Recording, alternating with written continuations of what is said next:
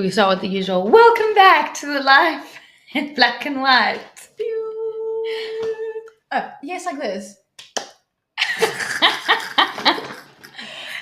So now we've spoken about the big three, EFF, ANC, and DA. Now we are giving some limelight and spotlight time to one of the other 200 parties that are on the ballot. Well, two today, actually, two other parties.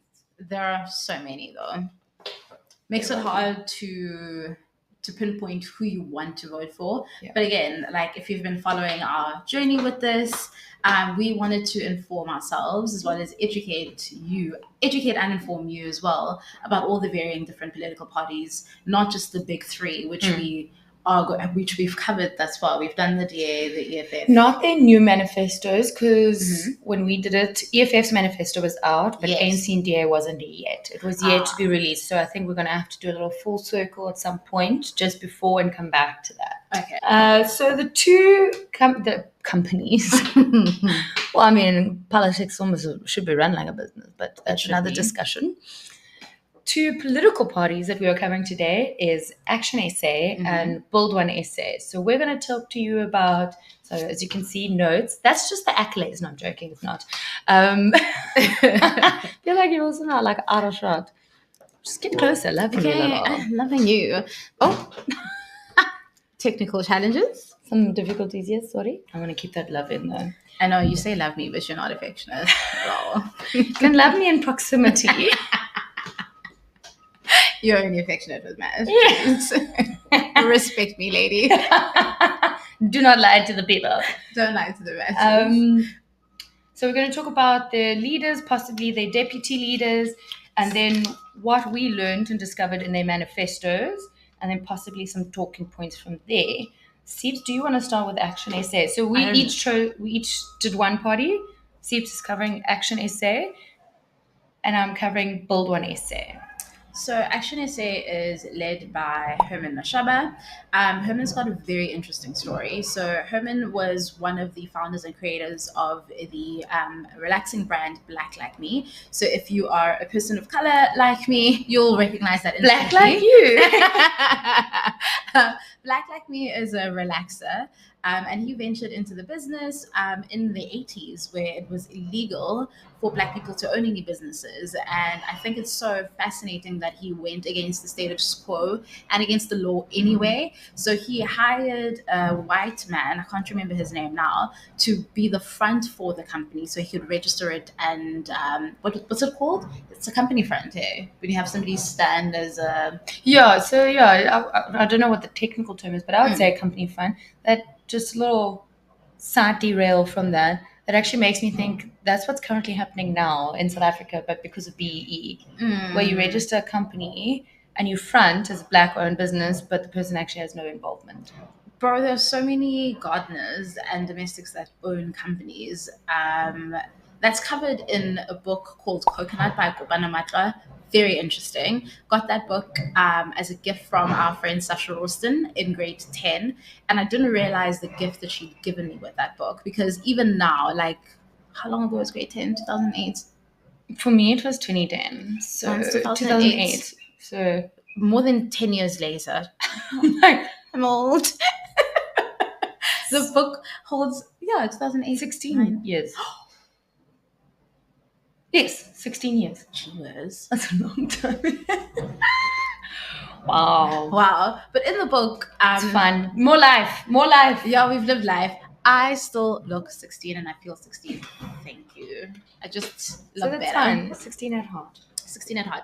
In the book, in book 2, and book 1 actually, they talk about Black economic empowerment, and there's a section in the book, and I don't want to give too much away, where one of the characters' uncles is very well spoken. He is a security guard, right, of a building complex similar to your one, and he lets people in, but he reads Shakespeare, and he has such beautiful knowledge of the world, you know, and he's very articulate. And I'm going to use articulate in air quotes because I think you'll know what I mean when I say that. And the building owners then notice this about him, and they're like, call him into a meeting and then tell him that he's going to be one of the company owners. It's like, and he's going to accompany them on business trips with big donors, and big execs and stuff, but he doesn't say anything, or they coach him to say stuff. But on paper, none of that correlates. He still lives in a shack in Soweto, but yet he's a big businessman. So it does happen. Nicky raises such a valid point. But to Herman's point, Yeah. he had somebody front as the owner of the company. He's one of the 3 founders of Black Like Me. He bought them out later. And then in 2002, I think he launched Black Like Me in the UK. So he's one of the first Black South Africans to launch an international brand or South African brand in the UK. And it did exceptionally well. So yeah, and then he also became the mayor of Johannesburg, I think in 2016. But that happened after coalition government, when the ANC for the first time lost majority vote in Johannesburg. So I think that he is very, very fascinating, very controversial, as we've seen. His reforms on immigration, on crime are a bit extreme. Well, but tell us, what are they? What's stood out to you? what stood out for me has been in the manifesto. What stood out a lot for me has been the move away and the decentering of having political leaders in high positions that affect the country, like policing. Right? They don't want any ministers to hold those positions. It must be held by people in public office and not in parliament, and I think that that's really good, because that'll counter crime and corruption a lot, because you're not going to investigate anything that's beneficial to you. Yeah. I really like that. The second thing that I liked was their reform in their policy on healthcare. So again, they want to make private healthcare more accessible to people that cannot afford it, but ministers need to actually use public healthcare systems so that they're more invested. And Yeah. I understand that logic. Yeah, 100%. So they're more invested. So it's almost like a practice what you preach. Exactly. You say the government hospitals are good. Why are you not using it? Why aren't you using them? Because again, our current ministers now, we've seen it as evidence as well. Like, you're not using public facilities, and that says a lot. Ever. Are your kids like in public schools? When's the last time you went to Chris Hani Baragwana? Like, all of those things I think are very interesting. And then they also, I don't know, I have a small little opinion Yana, with this one, with education. Yeah. They've got really good education reform policies, but what are some of them Let me before read you them get out. into it? Okay, hold on, let me find education. Here we go. So I'll find little bullet points here. So similarly to how you believe, they believe that fixing our education systems requires system-wide reforms, right? Ranging from education administration and bureaucracy, and the way individual schools are managed, how children access education, and the focus on our curriculum. And this requires dedicated and competent leadership that is capable of change management, lol, in a complex environment with millions of stakeholders. That's a mouthful. That is a mouthful. But I think what are they trying to say then there? I think what they're trying to say is fixing education is going to be a 3-prong approach, right? Because a lot of what they say in this particular document is they want to do away with apartheid-led and based education reforms, because they're finding that not a lot of funding is being put into teaching and equipping teachers on a public platform, not private. And incentivizing them. They're finding that a lot of that isn't being done, and they're going to be bringing back, I think there was like a TVET college for teachers, because there's a shortage of teachers apparently. So yeah, there is, big time. A lot of their reforms are about healthcare workers. And healthcare workers. What is going on? I don't know. And police have gone down as well. I read that in the BOSA manifesto. Police force has gone down. They gave dates. It was like between somewhere in the 2000s to 2024 now. They've actually, there's been a 10% loss in police force. So that's why I'm thinking a lot of the manifestos, I've seen quite a bit about policing and hiring more police. And I think that's why. also for safety, because now we've got less police trying to enforce security, and then crime's on the rise. Well, if there's not enough police to combat that, that's why they're increasing the crime. But we have a police minister that polices everything but crime. Yeah. But sorry, we derail. Carry on with the. So what is it that? So they believe three-pronged approach. So it has to be, public, private, and what's the third one? Well, public and private support, NGOs, I'm assuming, and things like that. What didn't you like about one of their policies? Okay, I'm a big student of language, especially South African language. I believe. How many languages do you speak? I only speak 3, but I understand multiple, and that's because I made it. Still, 3 is a lot. 3 is a lot, but it's not enough. Like I wanted to understand at least 4, because then you can kind of talk to everybody. Like my I have a firm belief in the preservation of our South African languages, because I think that they're beautiful and they tell such a beautiful story of who we are as a people. But with that as my segue, I know we said we take emotion out of this, but this is when you can get a bit emotional about it, as long as we're not like pot calling the kettle black. They ActionSA wants to have English be the main medium of education, right? So they want to do away with the other home languages. So if you want to learn in isiXhosa, for example, you won't be able to be educated in that language. They're going to prioritize English because they want South Africans to compete on a global market. But with that said, I have an issue with it because the most spoken language in the world is not English. It's Mandarin. It's Mandarin. So you're equipping... And then Spanish. And then you see... So it would make sense if we were learning Mandarin, but that's controversial. Can't learn Mandarin? No. I mean, ByteDance is already on its way out in America, so it seems... Really? Didn't you know? Mm-mm. Yeah, America, now they had, I think it's in Parliament. It was House of Representatives. They passed a bill that Biden said he'd be more than happy to sign, where they actually want to dissolve TikTok in America. They want to ban it in America.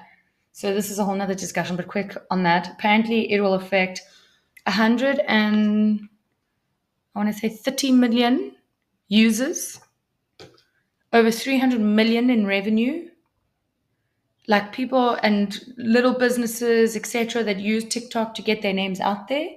It's advertising, it's informative, it's a decentralized news platform in a way now for a lot of people. Because that's where you're getting a lot of... But no, it's because they don't want China to have all the information. But you know what? That's Meta can have the world's information, no problem. But God forbid it's not an American company. But America is not the goal she thinks she is. I think America has sold us. America is great at marketing. We're not derailing, promise. This is still politics. America has been so good at marketing. South Africa, in as much as we've criticized our country and our political systems a lot, we practice a lot of what we say. You know what I mean? We practice what we preach, in the sense that we don't police the way that people receive news. There are multiple sources where you can get your news from, and it's not illegal to speak badly about the president or to criticize him. You know, if Americans are going to be getting news from a centralized source, I'm scared for them. Yeah, it's going to be very biased. What else can you tell us about ActionSA? Oh, yes. The second thing that I was like side-eye with, they very much believe in bringing back the death penalty. I'm all for stringent and rigorous punishment and ways to deal with retribution. Yeah, oh gosh, all these big words. I'm all for harsh ways of dealing with crime, because crime is a problem in our country, and they address that as well in their manifesto. They acknowledge that a lot of the crime that we have in this country is as a result of the big gap between the rich and the poor. And I like the way that their manifestos been written out, and they give you a bit of a vision statement, they tell you what they believe, and then they action their policies. I didn't give background into how they came about writing their policy and the manifestos. It's been like a 3-year process from what I've gathered and what I've read, and they had different people from multiple walks of life contributing. So one voice, it's not just one sector, do you understand? It's multiple sectors. We don't know who these people are, but for me that's a selling point. Yeah. Going back to crime, they acknowledge that crime is an issue in our country, and our a poverty divide between the rich and the poor is problematic. But they want to enforce harsher punishment for criminals, such as the death penalty for rapists, for sexual offenders, for murderers. So this is death penalty is also a very controversial opinion and topic. But on that, when you told me that, I told you it's like I have like a double-sided approach in a way, double-edged sword, not really, but yeah, it's a very double-edged sword, I think, because on one hand, I do agree with it because someone who is instilling fear into people with murder and rape, it's not fair. You deserve to see the hand of justice. You know what I mean? Because it's unsafe. You're instilling fear, and it's dangerous, obviously. But the thing is, why I say also like I agree and I don't is one because they deserve to suffer. I do think so. You know, you're evil, but also then I don't think they should get a death penalty because, like I said, they deserve to suffer. They can't just go on into that good night so easily and so swiftly. And then also, we've seen a lot of false accusations also. Like, I know specifically in the States, I don't think we've ever had death penalty in South Africa. We abolished it when But the that's, ANC came into power. well, that's probably why, because there were so many false accusations. And we already know our judicial system is a bit problematic at the moment. Like, how many sexual offenders get away? How many don't really get a sentence? All those kinds of things, rapists, murderers, all those. So the judicial system's a little bit fucked. And then I'm just worried about innocent people getting caught in the crosshairs. Just because he was that man around that area at that time does not, it just sometimes life is just serendipitous and it happens. You see so many documentaries and movies that come out where a poor man has just been in the wrong place at the wrong time. Fair. And he's innocent. But like, okay, so they don't get the death penalty, not the death penalty, sorry guys. They don't get the death penalty. I'm not saying I believe that they should. Please don't come for me. But we've seen and we've noted how our prison system is rife for illegal activity, bro. Yeah. Like it People is running gangs outside of prison. outside of prison, running successful Like from businesses prison. from prison. Hits are carried out in prison. I know that this is going to be a controversial news source, but for those of you who don't know, there's a very popular podcast in South Africa named Podcast and Chill by Mac G. And then when that issue with Hlazo-Webster came out, do you recall? Yes. And Nandi Makudumana, they had a prisoner who was in, I think, one of the cells next to him, who gave a lot of intel into how things operate within the prison systems. A lot of the time when we can't trace murders that happen, it's because they break out prisoners in the middle of the night to go and take out somebody, and then they just smuggled back into prison. So when you don't find that person, it's not because you cannot find them as the police. It's because they in jail Already. So Pathetic. And was there anything in ActionSA about like the economic policies, or they're focusing on like job creation or anything like that? a lot of the policies are focused on job creation. So specifically within the education systems, and this is the point I wanted to bring up regarding policing, right? I know that in policing we have a lot of administrative backlogs. So fighting crime is a bit harder, dockets get lost. From an administrative standpoint, in policing and in education, they're wanting to hire more people to fill those roles. So that was the third prong approach that I forgot about. So I agree with that, and I like that. But a through line that comes in for me quite evidently when I read the manifesto is there's a lot of talks about privatization of certain sectors. They want to privatize ESCOM. That I do agree a bit with, though. Yes, because one, competition is really good for the economy. They want to create, if it creates competition, then that means it'll be better service. Generally, because how do you win customers? Great service. If there's no one competing with you and you're the only service that provides, you can do whatever you want. Like ESCOM has been doing. It'll bring prices down because competitive pricing, unless they become like an oligopoly like the telcos, but that's a whole nother story. And the banks. An oligopoly? Please go back. An oligopoly? It's such a fun word. Is it oli or nolly? Oli. Okay. Oligopoly. What does that mean?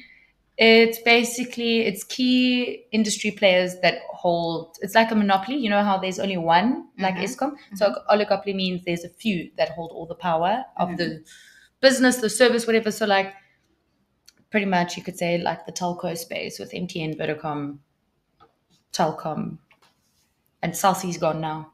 Virgin Mobile's gone now. So they all. Why do you think our data is so expensive? They Cell C's collude. gone. Cell C's gone. They went under. Wow. It's going to take time to dissolve, I think. But they're gone. Yeah, dissolved. I didn't know that. They couldn't keep up. But yeah, I mean, that's why they were saying they've said telcos for a while, I believe. Don't quote me if I'm wrong. I'm just trying to remember from my eco days, which is like you said, this is 16 plus years ago. But they were oligopolies because they are the key industry players in South Africa. They're like the only ones, if you think about it. It's Vodacom, Cell C, MTN, Telkom. Cell C's gone now. Wow. So, but I mean, now there's Pep Mobile coming out and all those kinds of things, and FNB Capitec Cell, Mobile. Capitec Connect, FNB Connect. So there's a lot of things coming out now. So we'll see how that changes things. But that for a long time it was just those for telco, so they could control what your contracts look like, data, everything. Why do you think it was so expensive all the time? Because they could, because there was no other choice. So that's the problem with oligopolies is the colluding. Like our banks colluded. Another oligopoly. And so just obviously to ensure that there isn't an oligopoly coming in, but then it'll provide better service, cheaper, probably more efficient. So I understand that to a point. So it needs to be a regulated, privatized space. Or what is it called when it's like semi-private? Or like semi-public? I don't know which one's the better term. Matt, come here quick. Is there a term or something or the other for like semi-public or semi-private where it's like partly owned by government and partly privatized? It's called a mixed economy. No. I mean like a company, like say Eskom. No, I wouldn't say. Or like an industry being like semi-private, semi-public. Well, in an economy, you either get a social economy or a capitalist economy. Yeah. Where you find the balance is the mixed economy. They call it a mixed economy. It depends on how far it is. Okay. Yeah. So like electricity, like Eskom can't be, or let's say like electricity, we've obviously just got Eskom. Yeah. The industry of being an electricity provider, that can't be like, can it be semi-privatized? It can be privatized, yes. Not fully. I'm talking about like Aspects of it. semi. So yes, there will be. Do you want to come speak into the mic a little bit so we can hear? Wait, let me I'll move. live here in your podcast. Wait, let me move. Well, we can see you in the mirror. I'm not showing my face. Well, you really should. No, come. People can hear you. So yeah, essentially they can privatize certain aspects of it. So certain, how do I phrase it? They would privatize certain, I don't know, regions or certain departments of it. So that's the way that I could best put it. I don't So, know for example, like providing cabling could be privatized. No, exactly. So your inputs could be privatized. Yes. And then your outputs are essentially run by the government. But they could have privatized entities within their state-owned enterprise. I think Yes, that's what they're that's what trying I'm to do. trying to say. Yeah, so Okay. that's essentially what they could do. Because they could take private input for their state-owned enterprise. So they could outsource their inputs or portion of their outputs to private companies. But it's Okay. just a matter of how they structure that. Okay. Thank That you. answers it? Yes. Thanks, love. Enjoy Thanks, podcast. man. Hope that was like everyone could hear that, but I think he did project his voice Yeah, well. it's quite a deep voice. Oh. Okay, so that answers the question. So maybe they don't want to completely privatize it, but certain aspects, which I think would be a lot better. So I do like to hear that. And having no political influence or any Electricity member. should not be political. Yeah, having any member of the cabinet. Or sit in the way that it those should be positions. political is that it's provided by government for people as a basic right. So Okay. we'll see. Also, it'll do better for the economy rather than it just all going to government and then they steal all the money. But if it's a new government, maybe they won't steal money. One can hope and dream.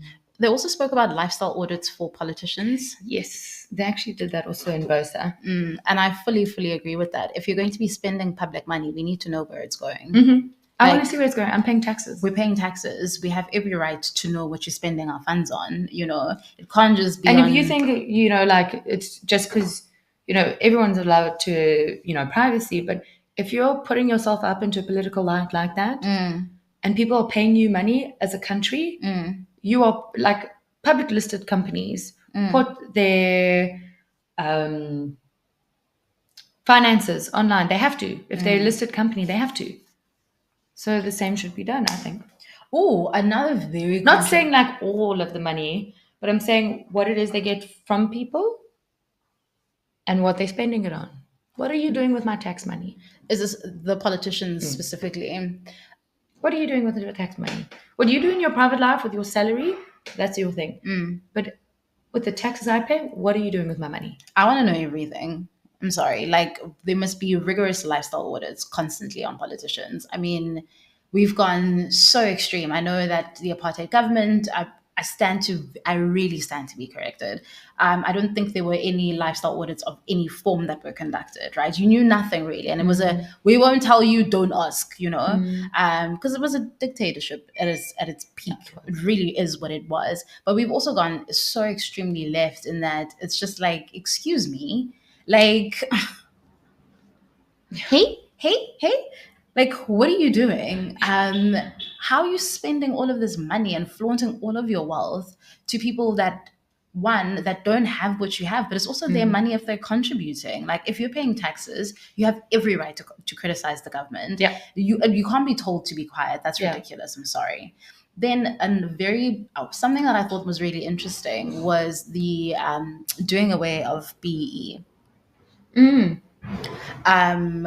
So they want to do away with BEE. And put what? Putting something else in place? Put something else in place. So I don't want to misquote it, but I'm going to frame it in the way that I understood it. So basically, they're going to do away with BEE and have people that were previously disadvantaged basically sit on a trust or a board. And if you have an idea, right, so you're not going to get funding based off the color of your skin, really. If you've got an idea, you have to put it forward to the board, and then the board will decide if they're going to give you funding or not. It's just to kind of level the playing fields.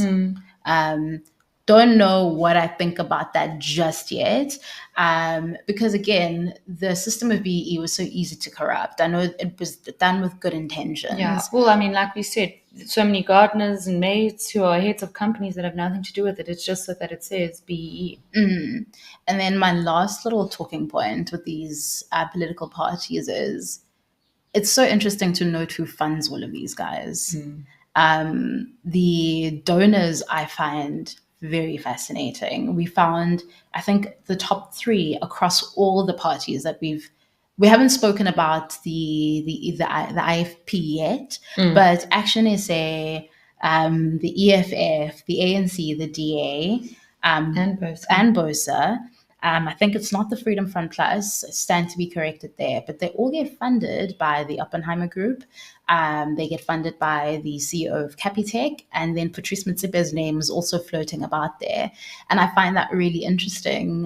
Because what is the agenda? Why? What is the so agenda? Many different parties who all have varying agendas. Especially, I find the CEO of Capitec's name Wally interesting. And the reason I find it so interesting, especially within the funding of the EFF, is the EFF's main manifesto has been for years, what? Nationalizing the banks. I just wanted to make sense. How does it work? Why are you funding? What is happening? Also, with the Oppenheimer Group, White Monopoly Capital, he always shits on the Oppenheimers and the Ruperts. They're funding you. Yeah, but this is what we've spoken about the EFF. You can't believe this man. I find it really interesting. Like, just saying. Yeah, that's it for me in ActionSA for now. Deuces now, Jake. So, Build One SA was founded by Musi Maimane. I think many of us, if not all of us, will remember Musi Maimane. He was like the hope and dream of the DA, the first black leader of the DA, and then he left because I mean, to paraphrase articles, he left because it was racist, essentially. And then after that, a lot of black political leaders left DA. And It was like an exodus after It was a him. mass exodus, and none of them have had good things to say. They both moved to either ActionSA or sitting in BOSA. We don't know where the others are. We can't speak for all of them. So with Musi Maimane, if you don't know about him, like I said, the accolades, but it's not just of him, and I've just wrote some other notes because I can't remember everything off the top of my head like Steve. But he has 2 master's degrees in public administration and theology. He's busy pursuing a PhD in economic development. He speaks 7 languages. That's fantastic. I know you said that Cyril also does, but where's that got him? Doesn't matter. This man is still a man of the people. 7 languages. He's a man of the people. We have shade today. He was also a business consultant and trainer to local and international companies. Wow. He's also he was a lecturer at GIBS, which is the Gordon Institute of Business Studies. I think that's what the S stands for, but I know it's Gordon Institute of Business or Gordon International. I don't know, but I know it's Gordon something. Because I was about to ask GIBS, Gordon Institute of Business Studies. I think that's what it is. I was going to ask, is it anything to do with Pravin Gordon? No, I don't think so. Okay. GIBS is an international thing. And he's also a pastor. Fun fact. And he was a councillor in Joburg for 3 years, from my understanding, while he was with the opposition party. What I really liked about the BOSA manifesto, they did not mention DA once. They didn't bash any names, or from my readings, not bashing any names. He just said like current government and how it's run, not okay. And they say on the thing, he was a prominent figure in the opposition party. Not DA, nothing, just said opposite. And that was the only time I saw like opposition parties referring to him and where he's from. And then what I really like, they have a deputy head. So I think she I know you love that. I love that. Yeah. Because where are the women in the politics right now? She is the deputy founder, or what, I don't know if that's what they call, but she's the co-founder of BOSA as well. So I love it. Like first black excellence, because she's also highly accredited, highly educated, and qualified. And now we have male and female. Finally, some representation. So she's also the founder of South Africa Women's Commission. She is the chairperson of Business Women's Association in South Africa. She was the president of the International Women's Forum. Wow. She was provincial secretary and regional chair at KZN Youth Chamber of Commerce. Wow. Okay. Stand up, lady. Yeah, and she's got a master's in philosophy as well as other various qualifications and accreditation. So these are highly, highly educated people. One, that already bodes well for me. It means that, we can have civil discussions and conversations. And them having studied and worked in places for economic development, business, public administration, public service, and you talking also about how they created the manifesto. So the party was founded in 2022. So I think it's 2022. I think officially like on the ballot vibes. Yeah, it was 2022. Very, very young. That's a baby party. It is a baby party. But I really like the leaders already from what they've done, the way they articulate, but also not just that. And it's not all like, oh, he articulates so well. No, it's none of that.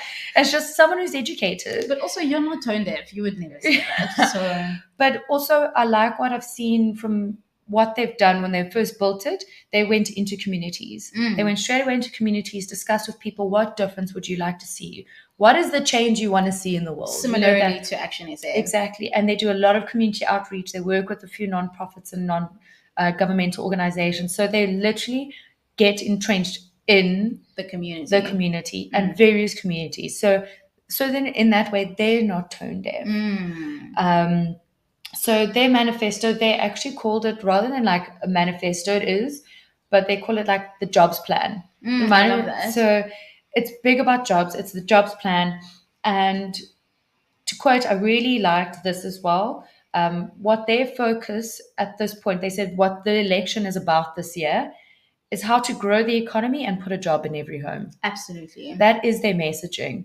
And they also talk, one of their fundamentals for helping to increase job creation and flow and businesses is foundation phase education, what I always say. You've always I've always said, because if people are educated and they know how to critically think, we have seen amazing things come out of townships and businesses. If more people had access to that and better quality education, we would have a very different scene of townships.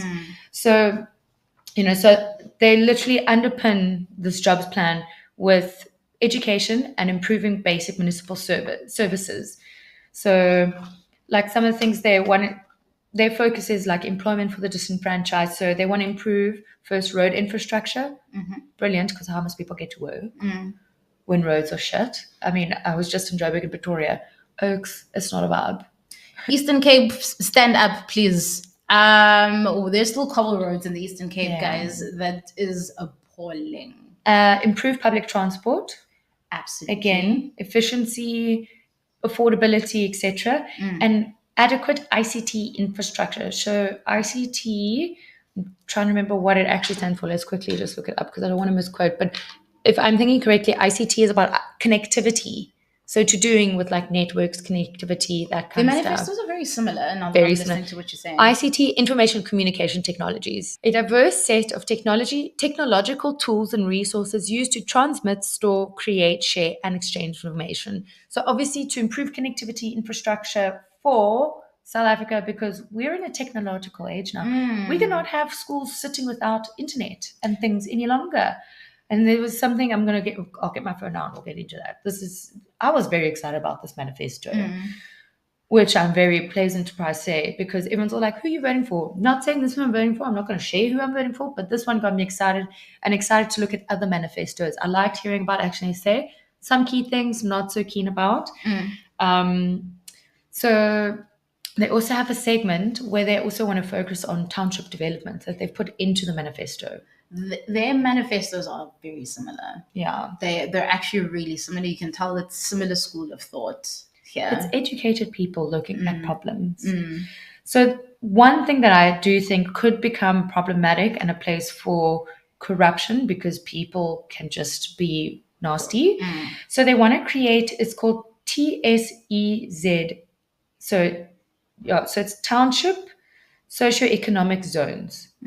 So why I think that could be problematic is that then it can, depending on how they govern it and people, but then again, it can become an isolated space like the Land Act. That's kind of what went into my mind. Maybe it shouldn't. I don't know why it went that way. Tell us what it is first. So, because I'm interested to know what it is. The things what they want to do in it is amazing. I like it. So they want to incentivize business growth and entrepreneurship in township areas, because there's so much opportunity to do things there. People don't realize. I would not realize. And the stories I've heard come out, I'm like, I would never have even thought of that. They want to provide tax credit and advantages for entrepreneurs and businesses starting in townships and running in townships. They want to investigate regulatory and institutional deficiencies in these community areas. So to obviously regulate them, improve them, make sure why are businesses not flourishing. Can you go back to point number 2? Because I think that's very interesting. Investigate regulatory and institutional deficiencies.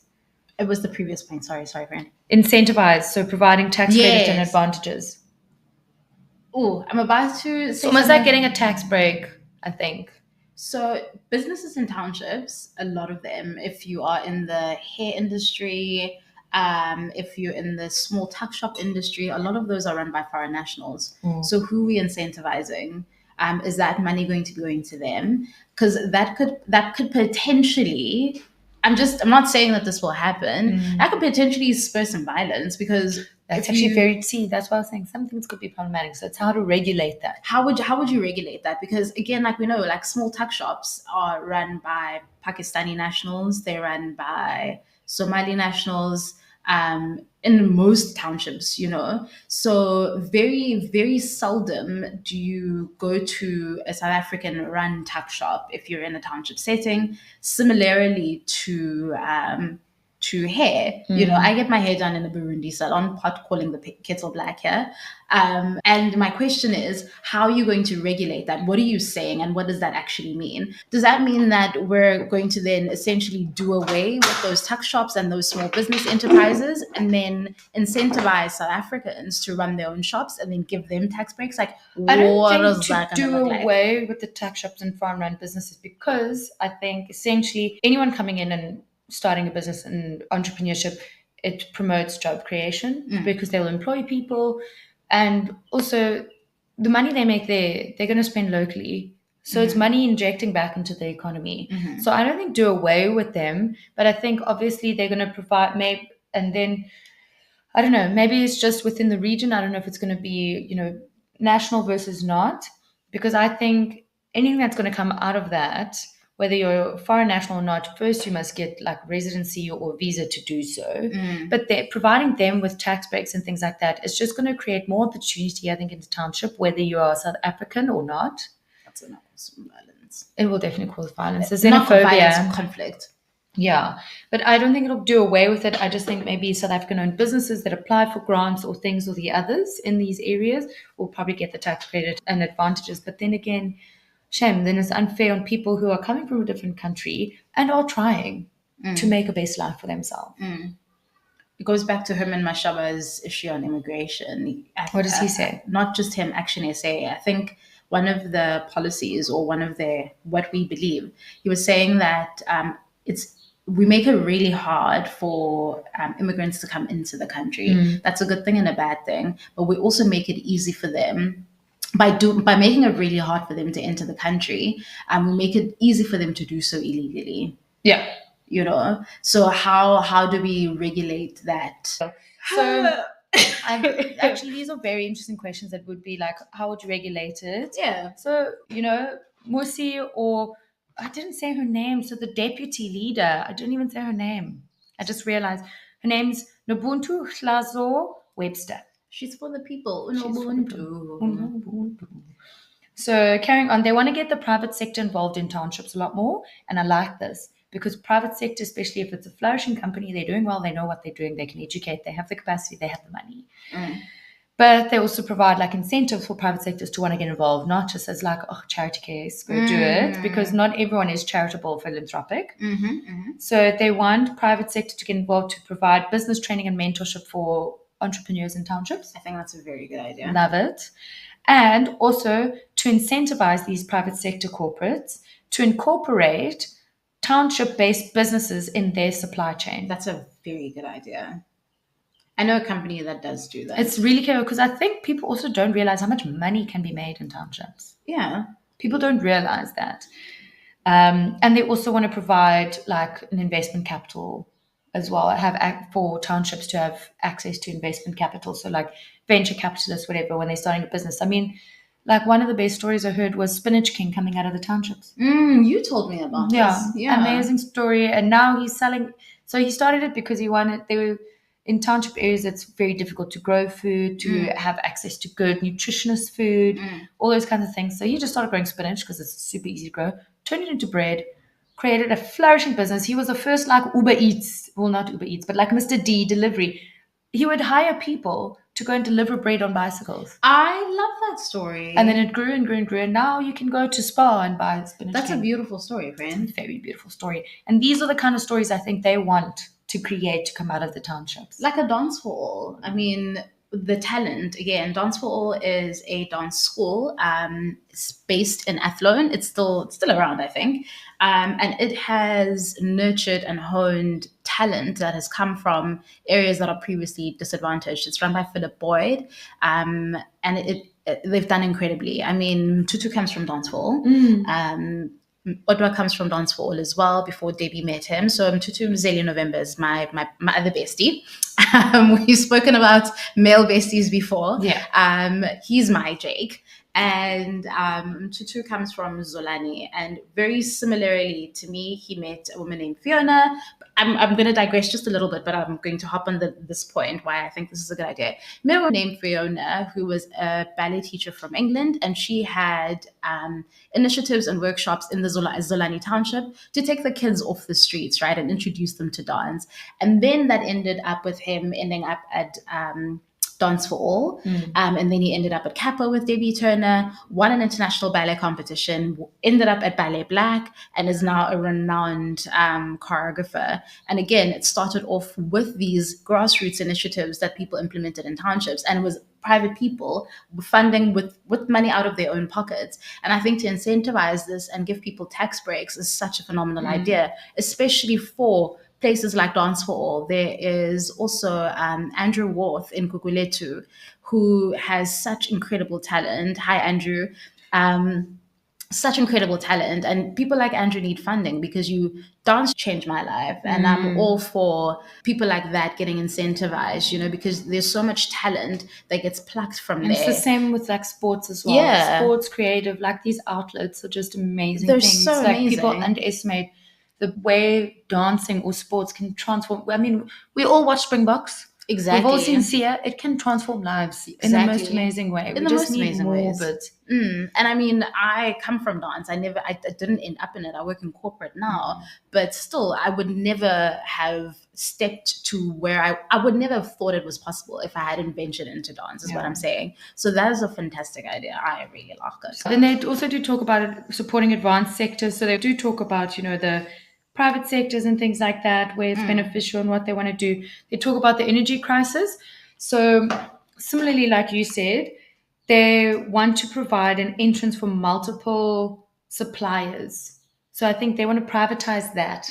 That is what they want to privatize. But then I think the distribution, they will do it.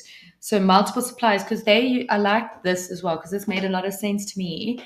They said they wanted to kind of emulate what happened with the telco sector with 3G, 5G, the connectivity. Those aren't all nationally provided. Those are private sectors that we're all benefiting from underneath the guise of like the telcos.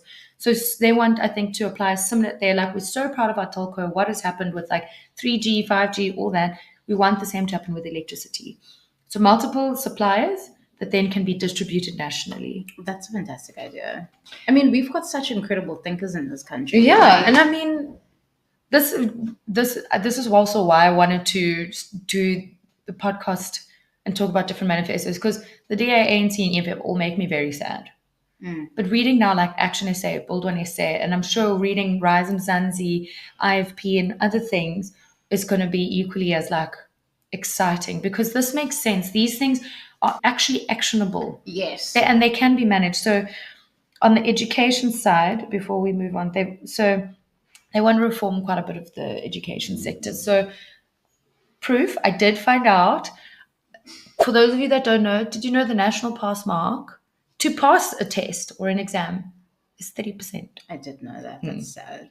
So they want to do away with that. They say they want it to be 50%. They say that's why people are struggling to, move into engineering, mathematics, all those kind of into the STEM areas where we need people, because they can't keep up with it. Their critical thinking, design thinking is not there.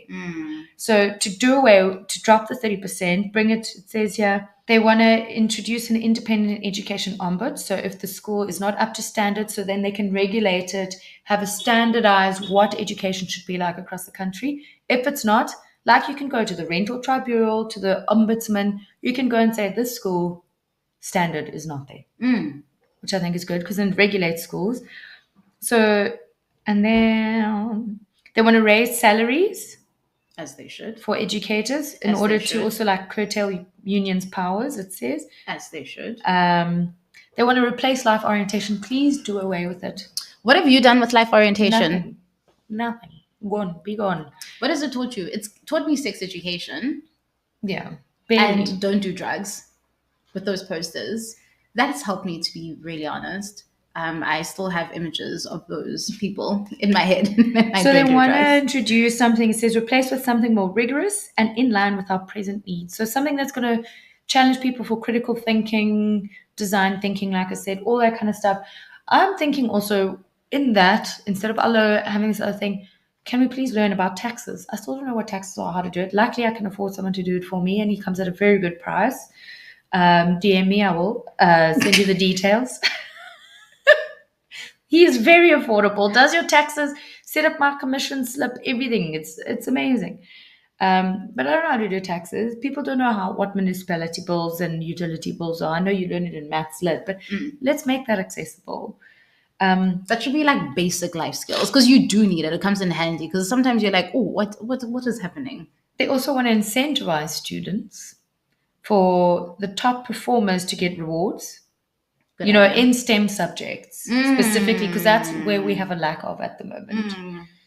And they want to strategically focus on primary schools as well, as they should, which I think so, foundation level. You need to Grassroots. foundation phase. You can't build a house without the foundation. It's going to crumble. And they want to implement tighter security at schools, which I think Yes. is good. Expand programs for underperforming learners, love that. And then reprioritize spending for digital learning and infrastructure. This, I think, is so important. That's a very good We're in a idea. digital age. Everything is online. You need to have people be equipped. You can't have students coming in to UCT not understanding how, to use systems and how it works, and not having access to that and internet, and struggles, because that was a big issue during COVID.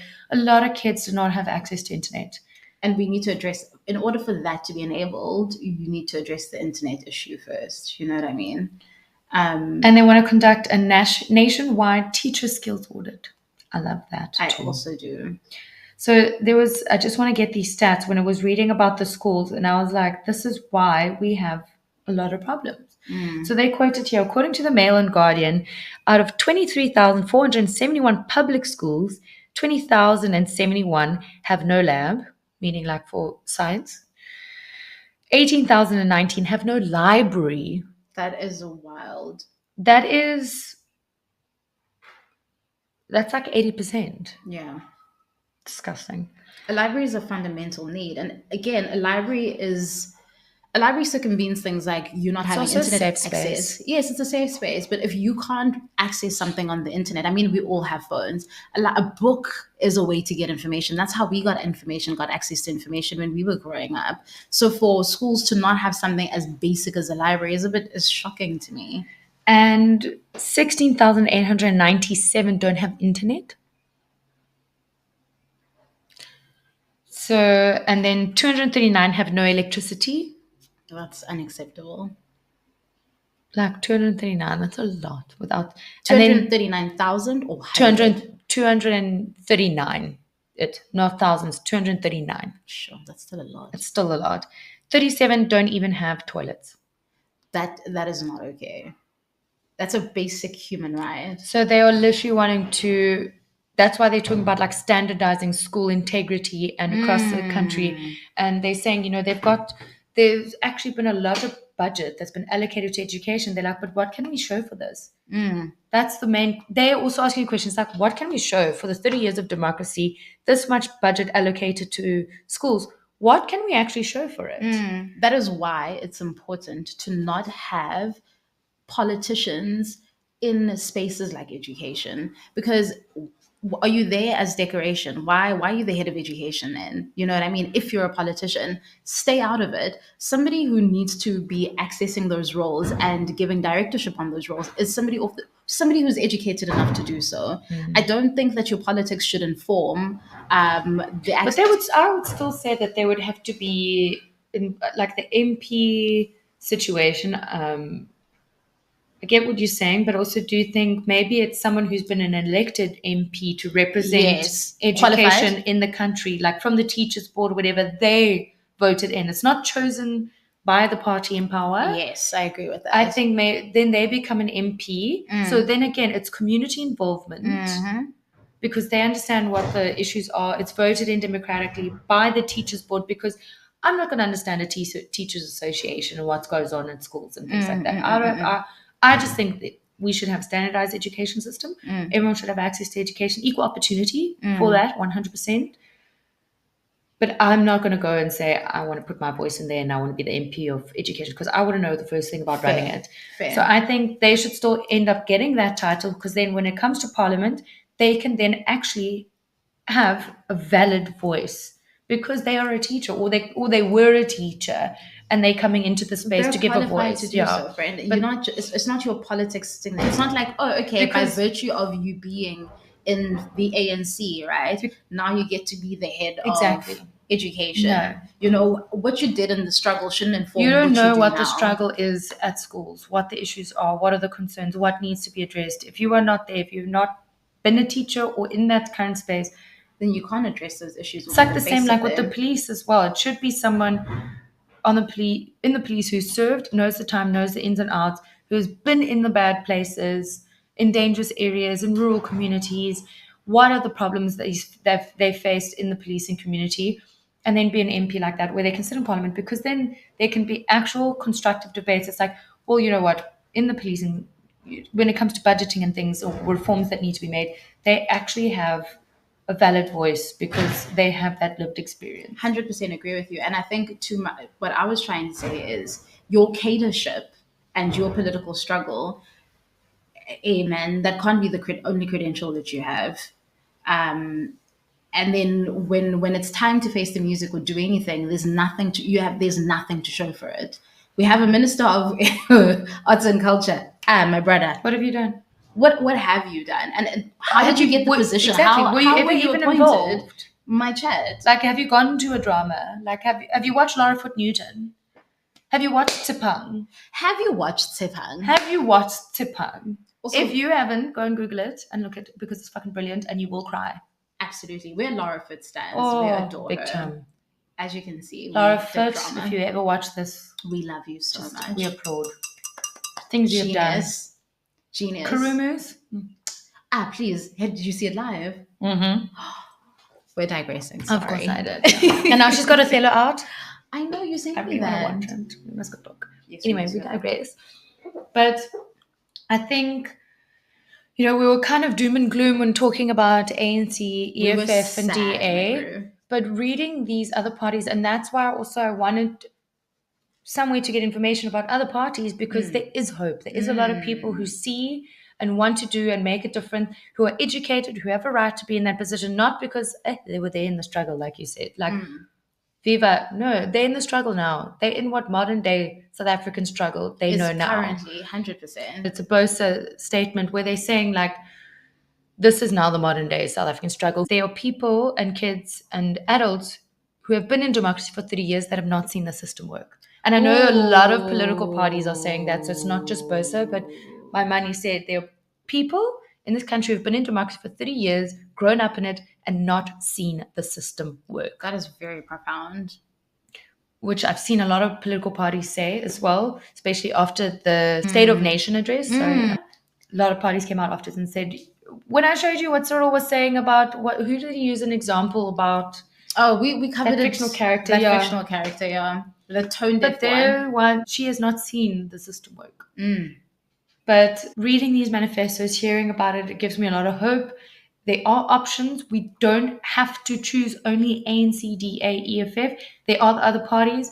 My worst argument is like, oh, but I mean, like, these guys are still going to get majority, and we're just giving a vote to a little lesser party. Take the party. flip and vote away from them and vote. That's what I mean. If you just take it away, they don't get it. And so what if it goes to 1,000 little parties? They'll form coalitions, maybe hopefully between parties that we like, between others. And then we'll get a better governance. Because I actually had this discussion with my mother as well, that, we talk about dictatorship and all that kind of stuff. A party also, like, I know they've been elected democratically, but a party also being in power for 30 years straight is also a form of dictatorship.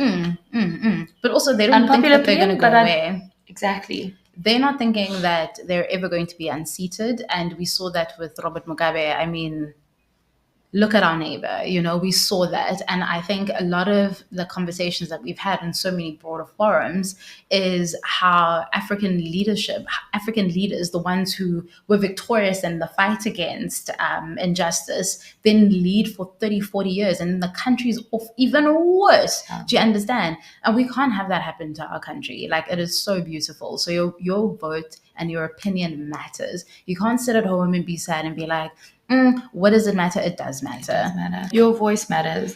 And I know you laughed at me about this as well, but I was in the Uber in Joburg on the way to my work once I arrived. And I just decided, let me have a chat with this man about politics.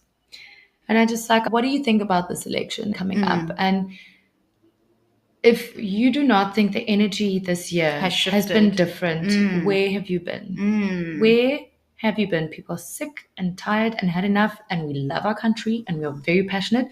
And our South Africans who are fucking killing it overseas, the Springboks, Bafana even doing us proud in the African Cup. Listen, they were nowhere. Even I watched Bafana, and that's just saying something, because I gave up on you a long time ago. And I've forgotten the artist's name who won the Grammy. Tyler. Drickus winning first South African also. Hulle weet nie wat ons weet nie. Hulle weet nie wat ons weet nie. So let us vote. Show up Let's at the look polls, at the guys. people out there doing the things. Let's believe in it for our country. And he said, what I'm hearing a lot of people say, we just want a united government. We don't want people to try and bash and berate and mock one another like the big three. We want to see a united front, people who actually care about this country and the citizens in it. Go out there, do your research, look at manifestos. I hope you've learned one or two things at least about the past couple of parties we spoke about. I know we did a bit of bashing as well on the first 2 episodes. This one was a lot more informative. Look, we were bashing because we've seen the experience. We've seen it. We can bash. These guys we don't know yet. So maybe in a couple of years, we'll be bashing them too. But the point of voting is you want to give them, you want to bash them in a couple of years. That's a democracy. It's about holding them accountable. There must be using your voice. consequences for bad behavior. And all of them also talk about accountability and setting up accountable structures. So that also makes me think we can live in a world where a party can come into power. Maybe they mess up and have a few problems, but they've put provisions in place where we can hold them accountable. And then they'll be like, you know what? You're right. We'll put someone in who's better. That's what my big dream is. I mean, it's an ideal world. It'll never happen. Oh, wow. But in some way, you know what I mean? You're making me think now, and I'm not going off the point. This is actually just had like a shift in my head now. Do you think that a large part of our lawlessness as a society has everything to do with the lawlessness on the top? Because there are no that's actually what I consequences? wanted to say. It's 100%, I think so. Because, like, I know this is going to be such a weird metaphor, but stay with me. When you live in a house, that's why I always keep saying you can't build a house without the foundation. Your country's a house. Who's running the house? The government.